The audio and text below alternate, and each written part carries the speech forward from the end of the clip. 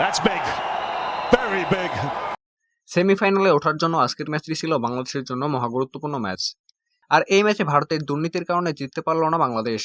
দর্শক, বিস্তারিত জানতে হলে ভিডিওটি না টেনে দেখতে থাকুন শেষ পর্যন্ত। আইসিসি মানেই যেন ইন্ডিয়ান ক্রিকেট কাউন্সিল।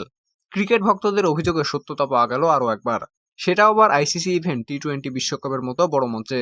বাংলাদেশের বিপক্ষে ম্যাচের আগে আইসিসির নিয়ম নীতির তোয়াক্কা না করে সেন্টার উইকেটে রোহিত শর্মাদের ব্যাটিং অনুশীলন। সব দলের জন্য এক নিয়ম, আর ভারতীয়রা যেন নিজেদের সুবিধা মতো তৈরি করে নেন ভিন্ন আরেক নিয়ম। ম্যাচের আগের দিন যে উইকেটে রোহিত কোহলিরা অনুশীলন করেছে, এই উইকেটে হয়েছিল বাংলাদেশ অস্ট্রেলিয়া ম্যাচ। প্রশ্ন উঠেছে, ম্যাচ ভেন্যুতে ম্যাচের জন্য তৈরি করা উইকেটে প্র্যাকটিস করার নিয়ম আছে কি?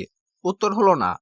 মেন উইকেট তো দূরে থাক, সেন্টারের আশেপাশে অনুশীলন করারই কোনো নিয়ম নেই। তাহলে এমনটা কিভাবে করলো ভারতীয় ক্রিকেট দল? ভারত যেখানে সেন্টার উইকেটে ব্যাটিং করেছে, সেখানে উইকেট দেখার সুযোগ পায়নি বাংলাদেশ দল। অস্ট্রেলিয়া ম্যাচের আগে ফিল্ডিং অনুশীলন করলেও উইকেট দেখার সুযোগ পায়নি টাইগাররা। উইকেট না দেখে ম্যাচ হয়েছিল বাংলাদেশের। সেন্টার উইকেটে এমন অবৈধ অনুশীলনের ফলে নিশ্চিত বাড়তি সুবিধা পেয়েছে ভারতীয় দল। একে তো উইকেট সম্পর্কে পেয়েছেন নিখুঁত ধারণা, তার উপর মাঠের বাউন্ডারি মাপটাও ঠিকঠাক বুঝে পেয়েছেন রোহিত কোহলিরা, যার ফায়দা তুলেছেন বাংলাদেশের বিপক্ষে সুপার 8-এর মহা গুরুত্বপূর্ণ ম্যাচে। যেই ম্যাচটির উপর নির্ভর করছিল দু দলের সেমিফাইনালের ভাগ্য।